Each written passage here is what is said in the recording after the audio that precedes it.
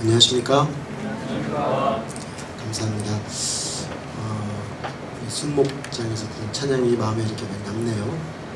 우리의 손을 주님 손에 포개고 우리의 발을 주님의 발에 포개어 주와 함께 죽고 주와 함께 사는 삶, 그게 믿음의 삶인데 우리의 삶을 이런 삶으로 인도하신 주님의 은혜를 생각하게 하는 귀한 찬양 감사합니다. 오늘 여름 특강 세 번째 말씀으로 하나님을 기쁘시게 하는 믿음이라는 제목으로 말씀을 드리겠습니다. 잠깐 기도하겠습니다. 사랑하는 아버지 하나님, 우리가 우리의 죄로 인해 죽어야 마땅하지만 우리 주님께서 우리 죄를 위하여 십자가에 죽으심으로 우리가 그 주님의 십자가의 죽으심과 함께 우리의 모든 옛 자아가 십자가에 못 박혀 죽고 주님이 부활의 생명으로 다시 살아나심으로 주님과 함께 다시 살아서 이제는 우리가 사나 예수 그리스도 안에서 그리스도를 믿는 믿음 안에 살게 하신 주의 놀라운 그 은혜를 생각할 때 참으로 감사합니다. 우리가 구하지 않았고 또 우리가 그것을 얻을 만한 합당한 자격이 없었기에 하나님께서 우리에게 베푸신 이 구원의 은혜가 참으로 크고 놀라운 것을 고백합니다. 주님께서 베푸신 은총을 기억하며 예배하러 나온 모든 사랑하는 형제자매들 심령 속에 하나님이 은혜를 새롭게 하여 주시고 특별히 오늘 우리가 믿음으로 주님을 기쁘시게 하는 것이 무엇인지 배우는 복된 시간이 되기를 소망합니다. 주의 영으로 동행하여 주셔서 친히 한 분 한 분 말씀하여 주옵시기를 기도합니다. 예수 그리스도 이름으로 기도했습니다. 아멘. 사람은 자기중심적인 존재입니다. 그래서 끊임없이 자기를 기쁘게 하려고 합니다.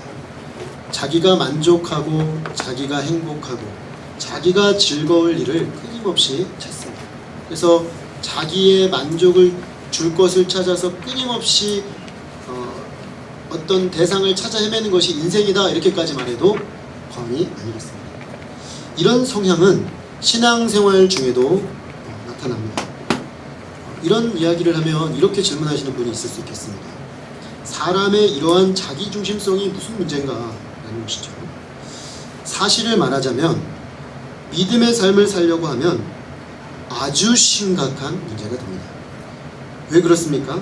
믿음이란 하나님을 기쁘시게 하는 것이기 때문입니다.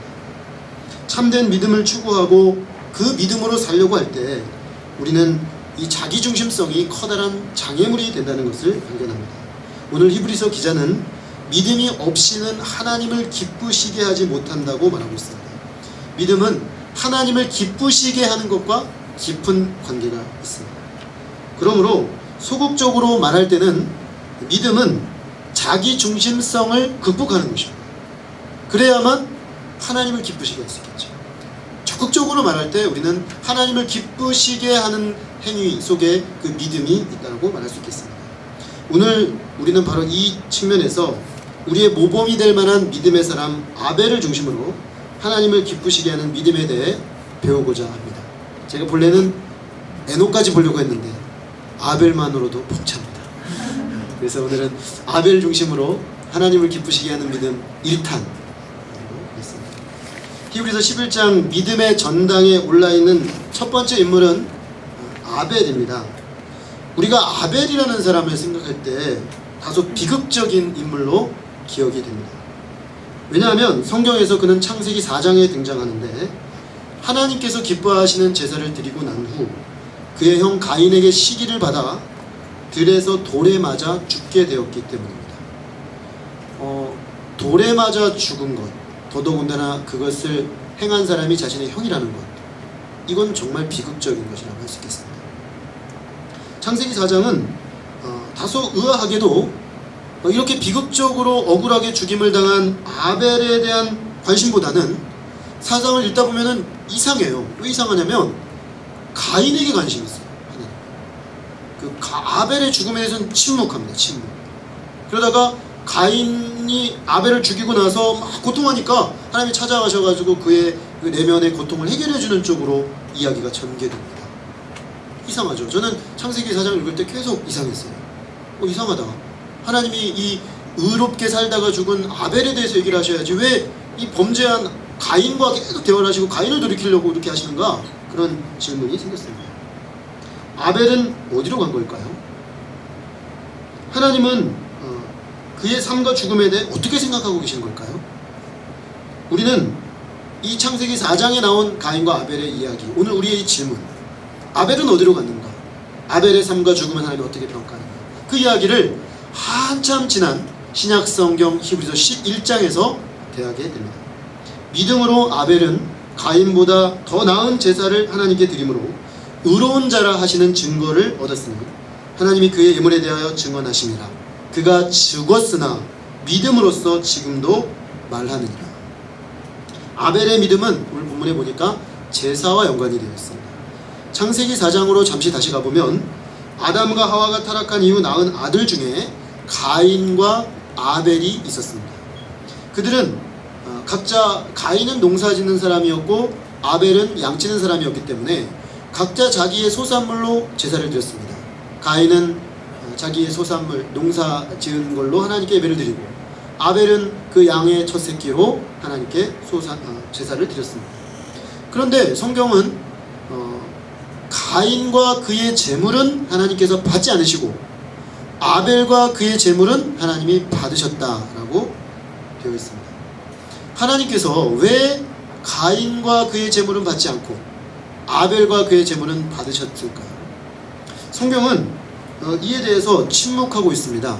왜 그가 이렇게 어떤 사람은 받아들이고 어떤 사람은 받아들이지 않았는지 성경은 이야기하지 않아요. 다만 하나님께서 아벨의 제사만을 받고 가인의 제사를 받지 않으신 결과만 말합니다. 결과. 그 결과가 뭐냐면 가인이 자신의 제물을 받으신 하나님께 대해서 마음이 좋지 않았다는 것이죠. 그는 그런 불편한 마음이 얼굴로 확 드러나는 사람이었던 것 같아요. 왜 사람마다 그런 사람 있잖아요. 확 기분이 안 좋으면 바로 확 드러나는 사람. 어떤 사람은 기분이 안 좋아도 포커페이스로 다 가리는데 확 드러나는 사람이 있어요. 가인은 그런 사람이었습니다. 제가 그걸 어떻게 하냐고요? 성경에 기록되어 있습니다. 가인이 몹시 분하여 안색이 변하니 여호와께서 가인에게 이르시되 내가 분하여함은 어찌미며 안색이 변함은 어찌 됨이냐. 하나님께서는 이처럼 얼굴색이 확 변할 정도로 마음이 상해버린 가인을 조용히 타이르십니다. 지금 죄가 너의 문 앞에 와서 엎드리고 있으니 그 죄를 다스려야 되겠다라고 말씀하십니다. 그러나 가인은 하나님의 그 말에 반발이라도 하듯이 나가는 대로 동생을 들러 나오라고 해서 돌로 쳐서 죽여버리고 말았습니다. 성경에 기록된 인류 최초의 살인사건이 형제간의 존속 살해였습니다. 그리고 그 살인사건의 발단은 바로 제사와 제물의 수용 여부였다는 것을 발견하게 됩니다. 자, 이 사건을 우리는 어떻게 보아야 될 것인가 질문할 수밖에 없는데 이 질문에 대해서 오늘 히브리서는 매우 중요한 단서를 우리에게 주고 있습니다. 하나님께서 아벨의 제사를 받으신 것은 아벨이 믿음으로 가인보다 더 나은 제사를 드렸기 때문이다 라고 언급하고 있습니다. 여기서 더 나은 제사라는 이 말의 헬라어를 원 분석을 해보면 하나님께서 가인의 제사보다 아벨의 제사를 더 인정했다라는 표현입니다. 그러니까 하나님이 가인의 제사와 아벨의 제사를 딱 봤을 때 아벨의 제사가 하나님 볼 때 인정이 되는 정말 참 제사로 받아들여지는 그런 제사였다는 것입니다. 그래서 아벨은 그가 드린 그 믿음의 제사로 인해서 하나님께 의로운 자라는 증거를 얻었다라고 말하고 있습니다. 사실 그 정도가 아닙니다. 오늘 본문에 보면 하나님이 그의 예물에 대해서 증언하고 계시다. 그의 예물을 하나님이 특별히 인정해 주셨다라고 말합니다.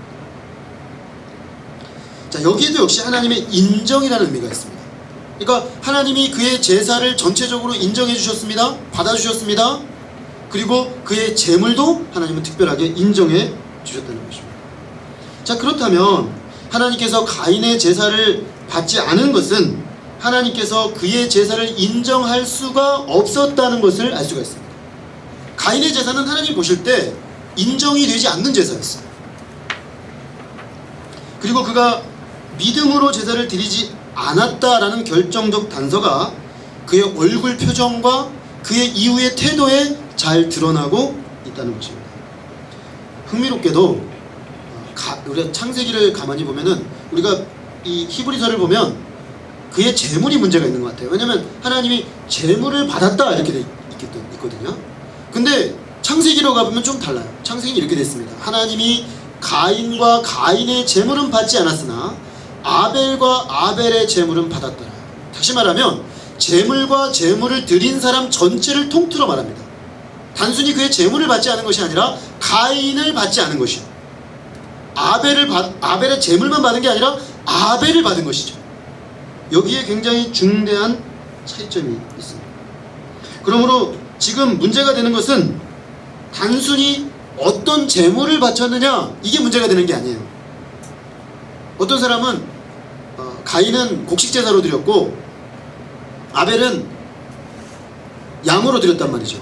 그러니까 하나님이 나중에 제사 제도를 만들 때 양들을 잡아서 제사를 드리라고 했으니까 제사 제도가 만들어지기 전이지만 아벨은 하나님의 뜻에 부합한 제사를 드린 거 아니냐, 재물이 문제가 된 거 아니냐. 그러니까 가인이 자기 소산물로 제사를 드릴 게 아니라 아벨한테 좀 빌려서 제사를 드렸으면 됐을 텐데, 하나님이 인정하는 제사를 드렸을 텐데, 이렇게 생각하는 사람들이 있습니다. 그러나 성경의 제지를 받을 수가 없습니다. 결국 문제가 되는 것은 단순히 재물이 어떤 재물인가 그게 아니고 그 재물을 드리는 사람의 태도, 그 사람의 존재 자체가 지금 문제가 되고 있다는 것을 알 수가 있습니다. 여기서 우리는 제사가 왜 필요했을까를 물어볼 필요가 있습니다. 창세기 4장은 인간 타락 이후의 상황을 묘사하고 있습니다. 인간은 하나님께 반역하고 하나님께 불순종하여 타락하고 말았습니다. 그 결과 하나님과의 관계에 단절이 왔습니다. 그래서 하나님께 나아갈 수가 없게 되었어요. 하나님으로부터 떠나버렸기 때문에 하나님께 나아가는 게 부담스러워요. 죄 때문에. 그래서 하나님 편에서 인간들이 하나님께 나올 수 있는 방법이 필요했습니다. 그런 의미로 하나님은 아마 제사 제도를 주신 것 같아요. 그래서 하나님께 이렇게 나올 수 있도록 이렇게 역사하시고 제사를 드릴 수 있도록 길을 열어주신 거죠. 그러므로 제사란 죄인된 인간이 하나님께 나올 수 있도록 주신 은혜의 방편이라는 것을 알 수가 있습니다. 자, 그런데 인간이 얼마나 많은 재물을 가지고 나가면 우리의 죄가 해결되고 하나님께서 만족하고 기뻐하실까요? 다윗이 시편에서 말하고 있는 것처럼 수천의 천천의 만만의 수양과 재물을 드린들 하나님이 그 제사를 받을 수 있을까요? 우리가 억만금을 가지고 간다고 해서 억만금이 들어가는 재물을 하나님께 가지고 온다고 해서 하나님이 그 재물을 받으실 수 있을까요? 다윗은 아니라고 말합니다. 그리고 그가 하나님이 받으시는 제사에 대해서 이야기한 적이 있습니다. 시편 51편 말씀입니다. 시편 51편은 다윗이 큰 죄를 범하고 난 이후에 회개하고 지으십니다. 어떤 죄를 범했습니까? 멀쩡하게 남편이 있는 부인 밧세바가 너무 예쁘니까 그 여자를 범했어요. 범했는데 양심에 걸리니까 남자를 불러가지고 집에 가 자라고 했어요.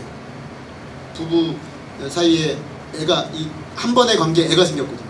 그러니까 이게 드러나게 생겼으니까 자기 해가지고 그 집에 앤 것처럼 속이려고 했어요. 근데 이 밧세바의 아내 남편 우리아는 아주 충성된 군인이었습니다. 지금 전장에서 적진에서 죽으냐 사냐 문제를 가지고 전우들이 그러고 있는데 내가 지금 나 편하자고 아내한테 잘 수가 없는 거죠. 그래서 그는 왕궁문에서 자다가 다시 전장으로 달려갑니다. 실패한 다윗은 회개했어야 했어요. 아, 내가 이렇게 충성된 군인을 범했구나. 내가 정말 잘못했구나. 이렇게 되는데 그렇게 안 하고 그 우리아의 손에 편지를 써서 보냅니다. 장군 요압에게 이 편지를 들고 가는 우리아를 최적진으로 보내서 죽여라. 그렇게 해서 우리아는 최적진으로 뚫고 들어갔다가 죽게 됩니다.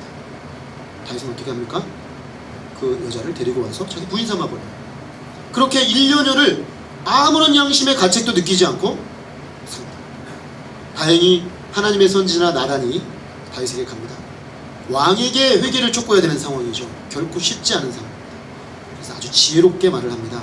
왕이시여, 제가 하나의 소송사건이 있어서 말씀드릴 게 있습니다. 그랬더니 말해보시오. 딱 이랬습니다. 그랬더니 나단이 말합니다. 어떤 부자가 있었는데 말입니다. 이 부자가 양떼가 너무너무 많은 정말 대단한 부자였습니다. 근데 이 부자 옆집에는 아주 가난한 양 한 마리밖에 없는 가난한 농부가 살고 있었는데, 그에게 있어서 그 양은 너무나 사랑스러운 존재여서 늘 그 양을 끼고 돌며 행복하게 살고 있었습니다. 그런데 이 부자가 어느 날 그 많은 양에도 불구하고 그 옆에 집에 양에 욕심이 생겼습니다. 그래서 양을 빼앗아 버렸습니다. 빼앗아 것으로 끝나지 않고 그 주인을 죽여버렸습니다. 여기까지 들은 다윗이 갑자기 흥분을 팡 하면서, 이런 나쁜 놈이 있나? 당장 데리고 오시오. 내가 처벌하겠소. 나단이 잠시 포즈, 잠시 멈추다가, 그 사람이 당신이요! 말해버렸습니다. 그 부자가 바로 당신이란 말이요. 회개하시오. 가만히 듣고 보니까 자기 얘기였어요. 남의 얘기인 줄 알았는데, 다윗의 그 무디어진 1년간 무디어진 그 양심이 그 나단 선지자의 도전 앞에 와르르 무너져 내렸습니다. 다윗이 어떻게 했습니까? 시편 51편을 보면 회개하며 눈물로 침상을 띄웠어요. 여러분, 이 과장법이죠. 눈물을 얼마나 많이 흘렸으면 침상이 둥둥 떠다녀, 눈물에. 이건 무슨 얘기입니까? 자기가 그토록 가슴을 찢으며 주님 앞에 진실로 회개했다는 것이죠. 그러면서 그가 이 회개의 시를 쓴 결론 부분에 이렇게 말을 하고 있습니다. 하나님께서 구하시는 제사는 상한 심령이라. 하나님이여, 상하고 통회하는 마음을 주께서 멸시하지 아니하시리이다. 굉장히 중요한 구절입니다. 우린 여기서 아벨과 가인을 가른 것, 하나님이 받으시는 제사와 받지 않으시는 제사를 드린 이것이 갈라진 경계선이 무엇인지를 발견하게 됩니다. 그것은 바로 상한 심령, 깨어진 마음의 존재 유무였다는 것을 발견하게 됩니다. 가인은 그가 믿음으로 아벨이 믿음으로 제사를 드렸다는 것은 다른 게 아닙니다. 상한 심령으로 제사하는 것이었습니다. 반면에 가인은 그 태도를 보면 상한 심령이 아니었던 게 분명합니다. 상한 심령이 그렇게 하나님께 얼굴을 울그락불그락 합니까? 회개를 하라 그러니까 막 뚱질이 나가지고 동생을 죽여버립니까? 이건 상한 심령에게 나타날 수 없는 현상입니다. 자, 그렇다면 상한 심령은 어떤 마음의 상태입니까?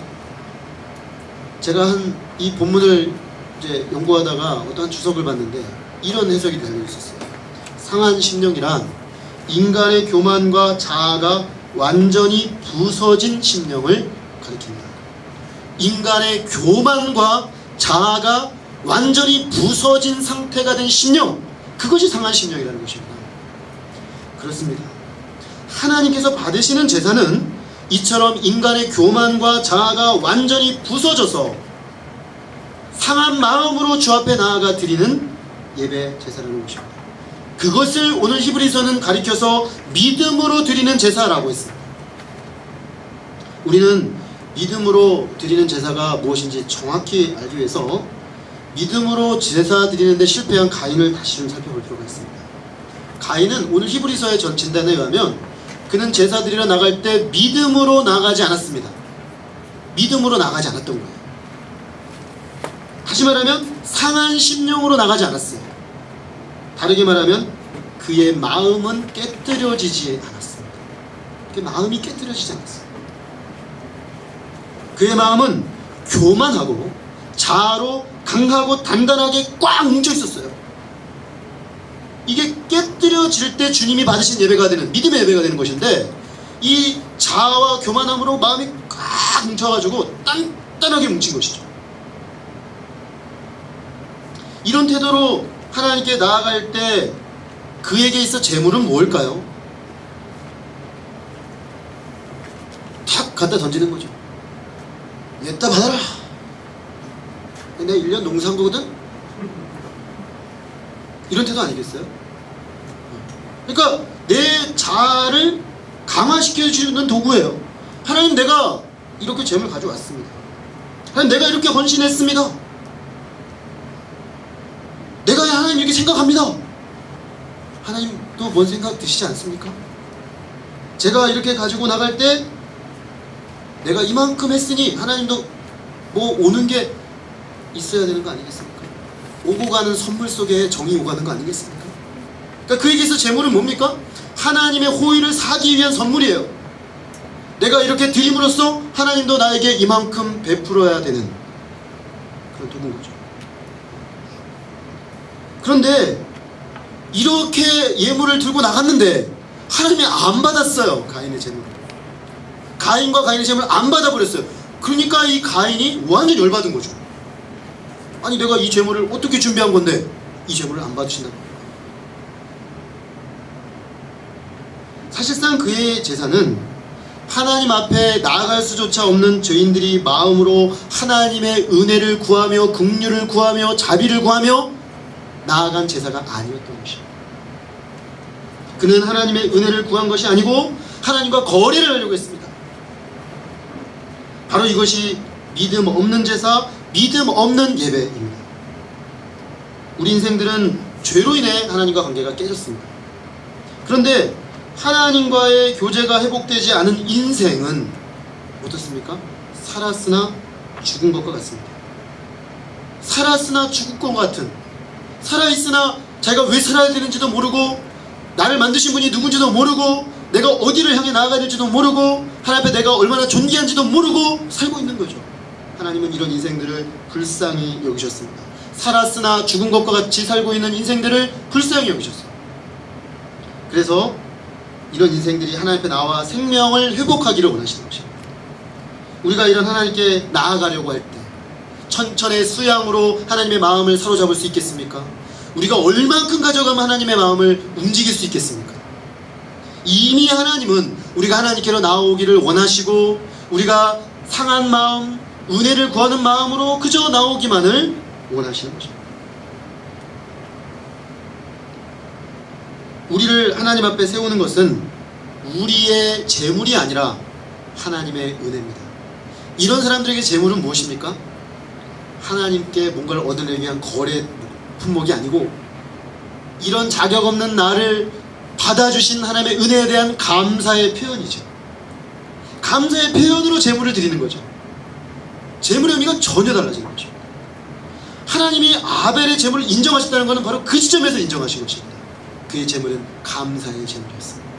하나님의 은혜에 대한 감격으로, 기쁨으로 드리는 재물이었기 때문에 하나님이 그의 재물을 기쁘게 받으셨던 것입니다. 믿음으로 나아가는 사람은 그러므로 자기를 주장하지 않습니다. 즉 교만과 자아가 깨뜨려져서 오직 하나님의 은혜만을 구하면서 나아가는 것입니다. 하나님께서는 바로 이런 제사, 이런 예배를 기뻐하십니다. 이런 믿음이 없이는 하나님을 기쁘시게 할 수가 없습니다. 이처럼 하나님을 기쁘시게 하는 믿음의 예배를 드리기 위해서는 교만이 깨뜨려져야 합니다. 자아가 깨뜨려져야 합니다. 그렇지 않고서는 그 예배는 감사의 예배, 은혜의 예배가 될 수 없습니다.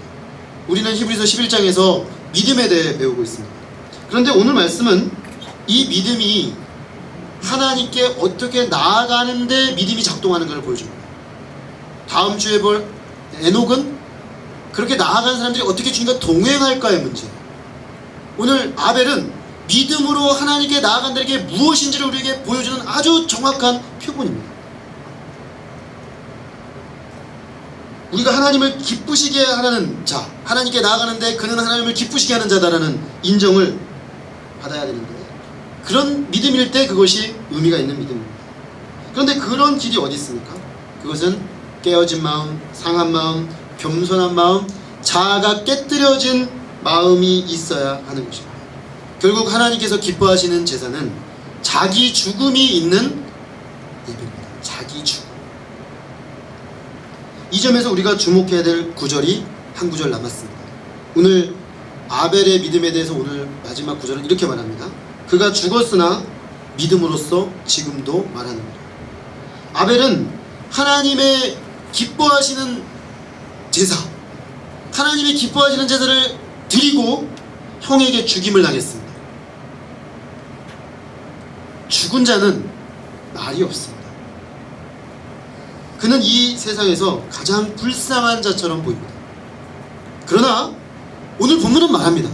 그는 죽었으나 그 믿음으로써 지금도 말하고 있다라는 것입니다. 그렇습니다.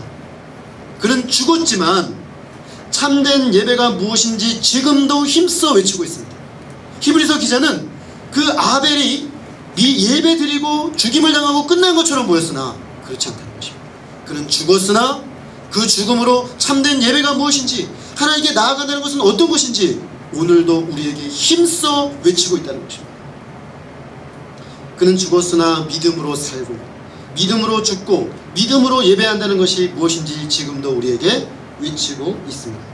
여기에 놀라운 기독교 신앙의 역설이 있습니다. 그것은 죽어야 산다는 것입니다. 죽어야 증거할 수 있다는 것입니다. 죽어야 생명의 역사를 이루고 생명의 역사를 말할 수 있는 자가 된다는 것입니다. 그리고 죽었으나 죽은 것이 아니라는 것입니다. 죽음으로만이 생명의 길로 나아갈 수 있다는 것입니다.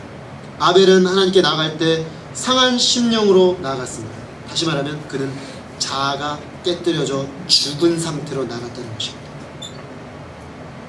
자기 교만이 깨뜨려져 죽었다는 것입니다. 내가 이만하면 하나님께 받아들일 수 있겠지, 내가 이만큼 했는데 라는 이 교만, 자기를 하나님 앞에 세우려는 교만, 자아, 이게 죽었어요. 자기가 하나님 앞에 설 수 있다는 자기의, 이게 죽었어요. 나 하나님 앞에 설 수 없다, 나 하나님 앞에 그 무엇으로도 설 수 없는, 아무런 자격이 없는 무력한 자다라는 이 자기의가 완전히 죽어버렸어요. 그리고 그는 오직 하나님의 은혜입니다, 이렇게 고백하며 나갔던 것입니다. 그리고 그렇게 그는 바로 그런 모습으로만이 하나님께 온전히 나갈 수가 있었습니다. 하나님은 인간 타락 후에 이 아벨의 제사를 통해 기쁨을 얻으셨습니다. 하나님은 사실 인간의 타락으로 기쁨을 잃어버리셨어요. 왜요? 하나님 앞에 겸손히 순종하여 그 말씀을 따라 하나님을 높이고 하나님의 통치권을 위임받아 이 땅에 다스리는 삶을 사는 존재로 인간을 지으셨는데, 인간이 하나님을 대들었어요. 사단의 유혹을 받아 하나님의 말씀을 정면으로 대적하고 교만하여 하나님같이 되고자 했어요. 그래서 하나님이 되고자 했어요. 하나님이 되고자 했다는 건 무엇입니까? 선악 판단의 최종 권위를 내가 갖겠다는 거죠. 우리 삶이 지금 일어나는 이 현상이 선하냐 악하냐 내가 판단해요. 내가. 이 교만입니다. 이게 하나님 어떻게 이루실 수 있습니까? 이건 아니지 않습니까? 선악을 내가 판단해요. 이러다 보니까 하나님께 예배로 나갈 때도 마음이 안 좋아요. 하나님 어떻게 이루실 수 있습니까? 이런 마음으로 나가니까. 근데 아벨이 그런 인간의 죄성을 극복하는 예배를 우리 하나님 앞에 드렸다는 것입니다. 아벨이 자아가 깨뜨려지고 자아가 내려지고 자기가 무너지고 오직 하나님의 은혜입니다 라고 고백할 수 있는 그 예배의 자세로 나아갔다는 것입니다. 하나님을 기쁘시게 하는 삶, 오늘 우리는 바로 그런 하나님을 기쁘시게 하는 삶을 살고자 합니까?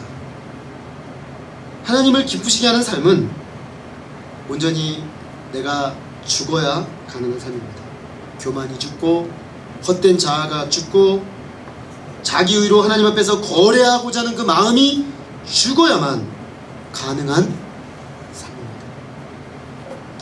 그러나 죽으면 살고 온전히 죽은 십자가 가운데 부활의 새 생명의 역사가 일어나는 것입니다. 이것이 바로 기독교 신앙의 중심에 놓여진 십자가와 부활이 우리에게 복음인 이유입니다. 우리가 하나님을 기쁘시게 하는 예배자가 되는 길도 정확히 여기에 있습니다. 주님과 함께 십자가에 죽고 부활하신 주님과 함께 생명 가운데 거는 삶, 그것이 기독교 신앙의 핵심입니다. 아까 우리 순목장이 노래했던 것처럼 주님의 손에 내 손을 포개고 주님의 발에 내 발을 포개고 거기서 내가 같이 죽어야 하는 것입니다. 우린 이미 죽었죠. 우리가 예수 그리스도 십자가의 복음을 영접했다는 건 이미 우리가 옛 자아가 십자가에 못 박혀 죽었다는 것입니다. 그런데 우리 옛 자아가 죽었으나 우리 안에 끊임없이 일어나는 내 안에 하나님을 기쁘시게 하기보다는 나를 세우고 나를 기쁘시게 하는 이 자아, 아직도 완전히 정복되지 않은 이 자아가 못 박히지 않았어. 이게 시퍼렇게 살아서 자기를 주장하기 때문에 하나님을 기쁘시게 하는 예배를 드릴 수가 없는 것입니다. 우리가 주님 앞에 나가고자 할 때 우리 주님께서 상한 심령을 주시기를 기도합니다. 여러분, 이것이 성령의 역사입니다. 상한 심령이 되는 것이 성령의 역사. 이번에 여름에 바이블 캠프에 놀라운 하나님의 역사가 일어났죠. 제가 왜 놀라운 하나님의 역사라고 하는지 아십니까? 그것은 자기 의와 자기가 지금까지 쌓아온 그 종교적 의로 하나님 앞에 나가려고 하던 수많은 사람들이 이것이 하나님 앞에 아무런 효과도 없다는 사실을 깨닫고, 내가 얼만큼 있다고 생각했는데 사실 나는 제로 포인트였다는 걸 깨닫고, 나는 오직 하나님의 은혜로만 설 수 있다는 사실을 깨달은 게 이게 기적이죠. 이게 성령의 역사죠, 여러분. 그렇게 주님 앞에 나가십니까? 내가 주님 앞에 이만큼 했으니까, 하나님 오늘도 내가 이렇게 예배로 나오니까 하나님 이만큼 나에게 주셔야죠. 어떻게 저에게 은혜를 안 주실 수 있습니까? 이 마음이 죽어야죠. 우리가 그 무엇으로 하나님께 얻음 받을 수 있겠습니까? 우리가 무엇을 이만큼 드리면 하나님이 나를 마땅히 이만큼 돌려줄 수 있겠습니까? 여러분, 그 마음이 왜 안 죽습니까? 아직도 내가 가지고 있는 의로 주님 앞에 서고자 하는 그 마음이 죽지 않았기 때문에 여러분, 그 예배는 은혜 받는 예배가 될 수 없습니다. 왜냐? 애초부터 은혜를 구하지 않았어요. 애초부터 거래하려고 했어요. 거래하려고 했는데 은혜를 구하면 그 은혜가 내게 은혜로 돌아오는 것입니다. 우리 주님께서 우리의 마음에 이 심령의 중심이 깨어지는 은혜를 주시기를 기도합니다. 겸손한 마음을 주시기를 기도합니다. 오직 하나님의 은혜, 오직 예수 그리스도 십자가만을 의지하는 마음 주시기를 기도합니다. 그래서 우리의 예배가, 우리의 삶이 하나님이 받으시는 예배요, 하나님을 기쁘시게 하는 삶이 될 수 있기를 간절히 기도합니다. 기도하겠습니다. 하나님 아버지, 오늘 우리에게 하나님께 우리가 나아가고자 할 때 믿음으로 나아간다는 것이 무엇인지 깨달아 알게 해주셔서 감사합니다. 가인과 아벨은 동일한 조건에서 동일하게 예배한 것 같이 보였지만, 한 사람은 믿음으로 주님께 나아가 예배드려 주님께 받으심이 되었고, 그의 예물에 대해 주님이 친히 인정해 주셨지만, 한 사람은 하나님이 그와 그의 재물을 받지 않으셨다고 했습니다. 예물을 받고 받지 않고는 하나님의 주권인 것을 깨닫습니다. 가인은 오히려 받지 않으시는 주님 앞에 자신이 무엇이 문제인지, 자기의 심령 중심에 어떤 문제가 있는지 겸손하게 돌아봤어야 했지만, 그는 오히려 하나님께 화를 내고 하나님께 분을 내고 그 은혜 받은 동생 아벨을 시기하여 죽이고 말았습니다. 하나님 아버지, 오늘 우리가 우리의 교만이, 우리의 자기의가, 우리의 속사람의 하나님 앞에 높아진 것들이 온전히 깨뜨려 죽지 아니할 때, 오늘 우리의 예배는 믿음으로 드리는 예배가 될 수 없고, 자기의를 주장하고 자기의를 쌓아 하나님과 거래하려는 부패한 예배가 될 수밖에 없음을 깨닫습니다. 하나님, 우리가 천천의 만만의 수양으로 우리 주님을 기쁘시게 할 수 있겠습니까? 오직 이 주님의 은혜, 오직 우리의 죄 때문에 십자가에 죽으신 예수 그리스도의 피 공로, 그것만이 우리를 하나님 앞에 온전히 세울 수 있는 줄로 믿습니다. 하나님, 이 시간 우리가 다시금 주님 앞에 자격 없는 죄인의 모습으로 겸손하게 서기를 소망합니다. 그래서 오직 예수 그리스도의 십자가의 복음만을 의지하고, 그 십자가의 복음만을 자랑하고, 그 십자가의 복음 때문에 기뻐하고 감사하고 감격하여서, 하나님, 우리가 천천의 만만의 그 제물이 아니라 내 심령의 중심을 제물로 내어드리고 내 삶을 주님께 제물로 내어드리는 산제물로 온전히 드리는 그런 참된 예배자가 되기를 소망합니다. 주님, 믿음의 삶이 무엇인지, 믿음으로 하나님께 나아가는 것이 무엇인지 오늘 말씀을 통해 분명히 보여주심을 감사합니다. 하나님, 이것이 사람의 힘으로 능으로 되지 아니하고 오직 성령으로 되는 줄 아오니, 하나님의 은혜로 깨닫게 하시고 하나님의 은혜로 깨뜨려진 자아로 주 앞에 나가는 참된 예배자로 우리 모두를 세우시며 삶 가운데 참된 예배자들로 영광 돌릴 수 있도록 축복해 주시기를 기도합니다. 귀한 말씀을 감사하고 좋은 예수 그리스도 이름으로 기도했습니다. 아멘. 우리 오늘 이 말씀에 기초해서 각자 의미로 잠시 고백합니다.